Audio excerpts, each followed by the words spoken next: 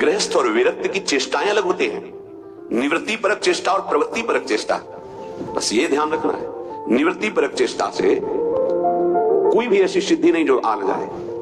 प्रवृत्ति परक चेष्टा में अतिथि सत्कार, परिवार की सेवा, समाज की सेवा, नाम जपने का अभ्यास, धर्म पूर्वक कमाया हुआ धन, तब वो आगे बढ़ता है।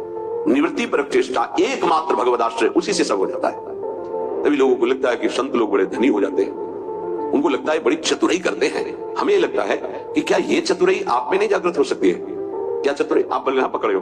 बहुत चतुर है संत जन, ठग लेते हैं। किसको? ठगनी माया को भी। माया ठगनी विश्व को ठग रही हो, उसको भी ठग लेते हैं। वो बड़े चतुर हैं। रामाई भजई ते चतुर नर, क्योंकि सच्चिदानंद का नाम एकत्रित किए हैं। एक नाम के ब्याज में पूरा त्रिभुवन नहीं है, उसकी बराबरी हम नहीं कह रहे नाम की ब्याज में। एक नाम त्रैलोक ही तारे, जो न ले सो जन्म ही हारे। अभी अपने लोग महिमा नहीं जानते नाम की, सच्ची मानिए।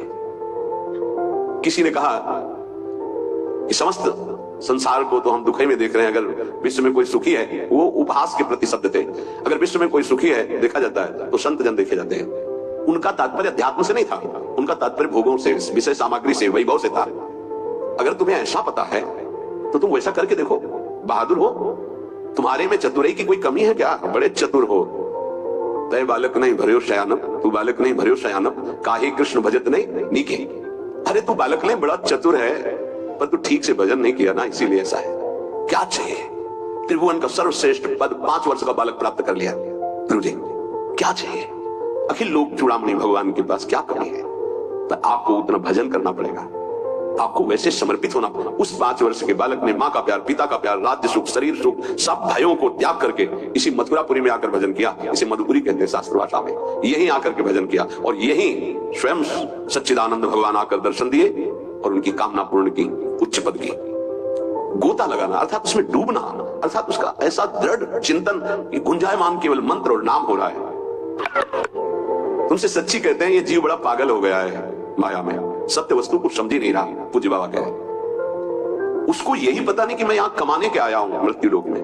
पागलों की तरह घूम रहा है, कभी ये बटोर रहा है, कभी वो बटोर रहा है। उसका लक्ष्य ही नहीं पता चल रहा कि तू आया क्या लेने यहां है, क्या कमाई करने आया है, उसको समझ में नहीं आ रहा। कई बार कहा ऐसा कमाई और ऐसे देश में कौन रहना पसंद करेगा? किसी भी देश में अगर ऐसी पद्धति हो कि आप यहां आइए, आपको घर, मकान, भोग सामग्री सब मिलेगी, बहुत ध्यान से सुनिए। पर जब आप हमारे देश से जाएंगे तो आपका कपड़ा तक उतरा लिया जाएगा, सब सुविधाएं मिलेगी। जब जाओगे तो कपड़ा तक उतरा लिया जाएगा। अब आप ऐसे देश में रहना पसंद करेंगे? ऐसे देश की कमाई पसंद करेंगे? कोई भी बुद्धिमान नहीं पसंद करेगा। और आप ऐसे ही देश में हैं जिसका नाम मृत्यु लोक है। कपड़ा तो कपड़ा रहा, आपका शरीर भी छीन लिया जाएगा। यहाँ की इस देश की कोई भी वस्तु लेकर आप नहीं जा सकते। अब आप विचार कीजिए आप कितने बड़े बुद्धिमान हैं और क्या कमा रहे हैं। खास बात है जब आप अपने देश को यहां से जाएंगे, अपना देश है भगवत देश, तो आपके पास जाने का किराया भी नहीं रखा जाएगा, आपकी पोशाक उतार ली जाएगी। तो आपका यहां शरीर भी छीन लिया जाता है, शरीर संबंधी छीन लिए जाते हैं, बैंक बैलेंस छीन लिया जाता है, प्रॉपर्टी छीन ली जाती है। अब आपके पास रहा क्या?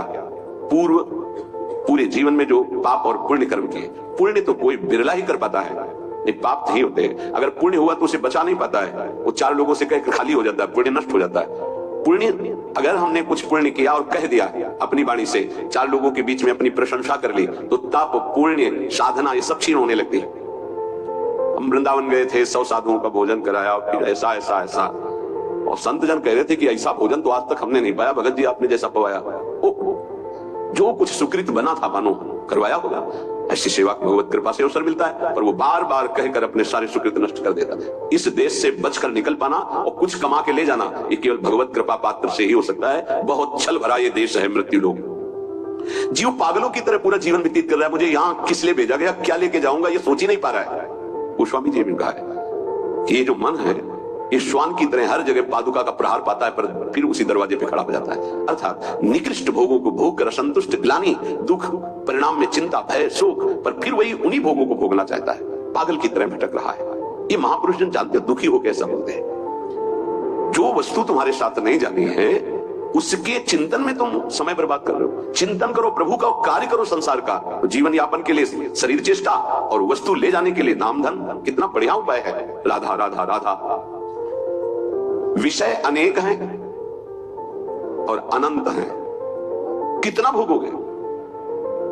भोगते भोगते मर गए, फिर जन्म हुआ, फिर भोगते भोगते मर जाएंगे, कुछ हाथ नहीं लगेगा। बड़ा विचित्र खेल है, बड़ा विचित्र खेल। भगवान की असीम कृपा है, जिनको भोगों से विरक्ति मिल गई है या जबरदस्ती बचे हुए, बिनु अवसर भयते राजोई, चतुर्थ ब्रह्मचारी का लक्षण है।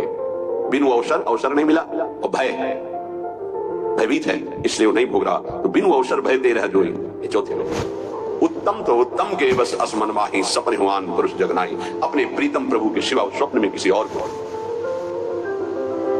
कितना भोगोगे, अनंत विषय। कल एक भगत बड़ा मस्त, सब हंस रहे थे लेकिन कोई फर्क उसको नहीं था, गंभीर मुद्रा में बैठा। उसने कहा हमने ठाना है 1.25 घंटा नाम जब करता हूँ और बढ़ाऊंगा, सत्संग आपका सुनता हूँ, पर 1 लाख सुंदरी स्त्रियां चाहिए मुझे।